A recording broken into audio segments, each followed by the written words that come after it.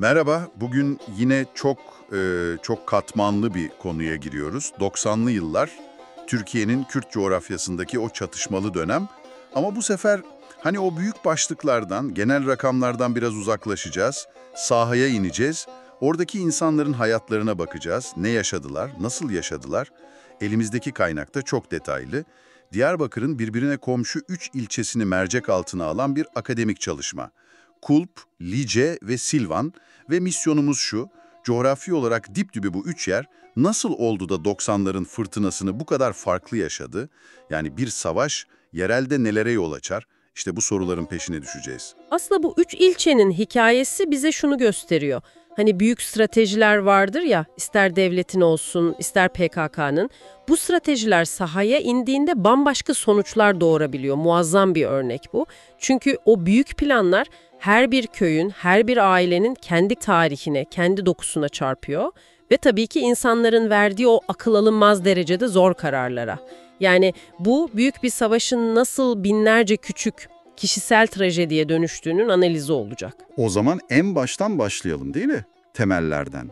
Bu üç ilçeyi 90'lara getiren o farklı yollar neydi? Biraz geriye gitmek lazım sanırım. Kaynak özellikle bir olayın altını çok kalın çiziyor. 1925 Şeyh Said isyanı. Neden bu kadar önemli bu olay? Çünkü bu isyan üç ilçeyle devlet arasındaki ilişkinin hani derler ya DNA'sını oluşturuyor. Bakın kaynaklardaki veriler çok net. Lice isyanın kalbi. Dolayısıyla devletin bastırma operasyonları da en sert, en acımasız şekilde orada yaşanıyor. Şöyle bir örnek vereyim. İsyan sonrası kurulan Şark İstiklal Mahkemelerinde idam edilenlerin listesine bakınca Lice'den 21 isim görüyorsunuz. Kulp'tan ise hiç kimse yok. Hiç kimse. Hiç kimse. Bu basit bir rakam değil. Bu Lice'de dededen toruna aktarılan bir kolektif hafızanın temelini atıyor. Yani devlet bize bunu yaptı bilincinin. Bir travma nesiller boyu aktarılıyor yani. Peki Kulp ve Silvan, onlar nerede duruyor bu isyanda? Onlarda katılım çok daha sınırlı. Bu yüzden devletle daha az sorunlu, hatta bazı durumlarda işbirliğine dayalı bir ilişki kurabiliyorlar. İşte bu ilk ayrım, yani 1925'te atılan tohum, 60'lı 70'li yıllara geldiğimizde iyice belirginleşiyor. Nasıl bir farklılaşma görüyoruz peki o dönemde? Bu tarihsel hafıza siyasete nasıl yansıyor? Çok çarpıcı bir şekilde Lice o direniş hafızasıyla beraber çok erken siyasallaşıyor. Sol hareketlerin, özellikle de Türkiye İşçi Partisi'nin en güçlü olduğu yerlerden biri oluyor. Düşünün 1965 seçimlerinde oyların neredeyse yarısını tip alıyor Lice'de. Neredeyse yarısını. Evet, Silvan daha karmaşık, sağ ve sol siyasetin kıyasıya rekabet ettiği daha şehirli bir merkez. Kulp ise bu ikisinin oldukça gerisinde kalıyor. Daha geleneksel, siyasallaşmanın daha yavaş olduğu bir yer. Yani 90'lardaki fırtına kapıyı çaldığında bu üç komşu aslında bambaşka dünyalarda yaşıyordu. Tamam. Sahne şimdi daha netleşti. 90'lara bu farklı miraslarla girildi ve çatışma şiddetlenince devlet en önemli stratejilerinden birini devreye sokuyor. Geçici köy koruculuğu sistemi. Kaynak buna ilginç bir isim veriyor. Etnik iltica stratejisi. Bu biraz akademik kalıyor. Sahadaki insanlar için ne demekti bu? En basit haliyle şuydu, devlet Kürt toplumu içindeki fay hatlarını bulup o hatları derinleştirmeye çalıştı. Strateji şuydu, size bir teklifimiz var. Bizim yanımızda, bize sadık bir Kürt olursanız karşı tarafta olmanızdan çok daha karlı ve güvenli olursunuz. Bu teklifin aracı da işte o maaş, silah ve bir nevi dokunulmazlık vaadiyle gelen koruculuktu. Amaç sadık Kürtleriyle düşman Kürtler arasında kalın bir çizgi çekmek, toplumu bölmek. Peki bu teklif 3 ilçede nasıl bir karşılık buldu? Lice'nin o direniş hafızasını düşününce bir tahminim var ama. Tahmininiz tamamen doğru. Lice bu teklifi neredeyse bir bütün olarak reddediyor. Kaynağa göre sadece etnik olarak farklı bir yapıya sahip tek bir köy koruculuğu kabul ediyor. Topyekün bir red bu. İnanılmaz. Ama Kulp ve Silvan'da durum tam tersi. Özellikle geçmişte de devletle ilişkileri iyi olan bazı aşiretler, bazı aileler koruculuğu benimsiyor. Bir dakika, burada durmak istiyorum. Çünkü bir yanda devletin sunduğu bir maaş var, silah var, yani bir güç ve hayatta kalma imkanı. Diğer yandaysa reddetmek var. Özellikle yoksulluğun bu kadar yaygın olduğu bir bölgede Lice gibi bir ilçenin tamamının bunu reddetmesi, bu çok büyük bir kolektif irade gerektirir. Sadece tarihsel hafıza yeter mi bunu açıklamaya? Çok doğru bir nokta. Tek başına yetmez. Kaynakta zaten bu kararları etkileyen 4 ana faktör olduğunu söylüyor. Birincisi, evet, o tarihsel pozisyon. Liçe'nin devlete güvenilmez hafızası en temel sebep. İkincisi, sosyoekonomik durum. Bu bazen tam tersi yönde de işleyebiliyor. Mesela Kulp'a bağlı İslamköy'de korucu olan 50 ailenin neredeyse tamamının akraba olduğu ve köyün en yoksul kesimi olduğu belirtiliyor. Onlar için bu bir çıkış kapısı. Yani bir yanda bir onur meselesi, diğer yanda karın doyurma zorunluluğu. Peki üçüncü ve dördüncü faktörler neydi? Üçüncüsü, belki de en acımasızı, yerel askeri liderlerin doğrudan baskısı. Kaynakta Kulp'ta görev yapan Ali Binbaşı ve Recep Cömert gibi isimlerden bahsediliyor. Tehditleri çok net. Ya korucu olursun ya da köyünü terk edersin. Bu bir teklif değil, bu bir dayatma. Kesinlikle. Birçok insan için seçim şansı bırakılmıyor. Dördüncüsü de devlet propagandası. Ne tür bir propaganda bu? Dindar ve muhafazakar kesimlerde kullanılmaya çalışılıyor. Hatta Kulp'ta bir jandarma komutanının öldürülen bir PKK'lının sünnetsiz olduğunu iddia ederek halka "Nasıl bu sünnetsiz Ermenileri desteklersiniz?" diye bağırdığı aktarılıyor. Fakat bu propaganda her zaman işlemiyor. Kaynaktaki Hamzalı köyünden bir vatandaşın sözü var. Sanırım halkın ruh halini en iyi o özetliyor. PKK'nın dini, devletin imanı yoktur. Vay be. İki taraf arasında sıkışmışlığın bundan daha iyi bir özeti olamaz herhalde. Peki, o zorunlu seçimi reddedenlere, korucu olmayanlara ne oldu? Köyünü terk et tehdidi ne kadar gerçekti? Maalesef sonuna kadar gerçekti. Bedeli evini, toprağını, bütün geçmişini geride bırakıp gitmekti. Yani zorunlu göç. Bu aynı zamanda devletin PKK'nın kırsaldaki lojistik desteğini kesme stratejisinin de bir parçasıydı. Rakamlar durumu çok daha net ortaya koyuyor aslında. Nedir o rakamlar? Gerçekten akıl almaz. 1990 ile 2000 arasında 10 yılda Lice'nin nüfusu 47 binden 24 bine düşüyor. Yarı yarıya. Neredeyse yarı yarıya. Kulp'un nüfusu 10 bin kişi azalıyor. Kaynaktaki seçmen sayıları tablosuna baktığınızda bu göçün en korkunç boyutlara ulaştığı dönemin 1992-1994 arası olduğunu görüyorsunuz. Kulp'ta 13 köyün nüfusu %80'den fazla azalmış. Düşünün, 1999'a gelindiğinde ise Lice'de 14 köy haritada var ama içinde tek bir kişi bile yaşamıyor. Bir ilçenin nüfusunun yarıya inmesi. Bir an durup bunu düşünmek lazım. Bu on binlerce insanın hayatının alt üst olması demek. Ve anladığım kadarıyla şiddet sadece köylerle de sınırlı kalmıyor. Devlet mesajını daha net vermek için ilçe merkezlerini de hedef oluyor. Evet, bu kolektif cezalandırmanın en tepe noktasıydı. Ekim 1992'de Kulp, bir yıl sonra Ekim 1993'te ise Lice. Lice'deki olay Tuğgeneral Bahtiyar Aydın'ın öldürülmesinin bahane edilmesiyle başlıyor ve kasaba kelimenin tam anlamıyla ateşe veriliyor. 401 konut, 241 iş yeri. Şehir haritadan siliniyor yani. Adeta. O dönem bölgeye giden milletvekilleri gördükleri manzarayı korkunç olarak tanımlıyor. Bu artık bir terörle mücadele değil, bir halka gözdağı verme operasyonu. Bu yıkımın ortasında bir de savaş rantı diye bir kavramdan bahsediliyor kaynakta. Bu ne demek? Birileri bu trajediden para mı kazanıyordu? Kaynaktaki bir tanık, Kulp'ta orman kesimi yapan kamyonların belirli askeri yetkililerin emriyle arama noktalarından nasıl rahatça geçirildiğini anlatıyor.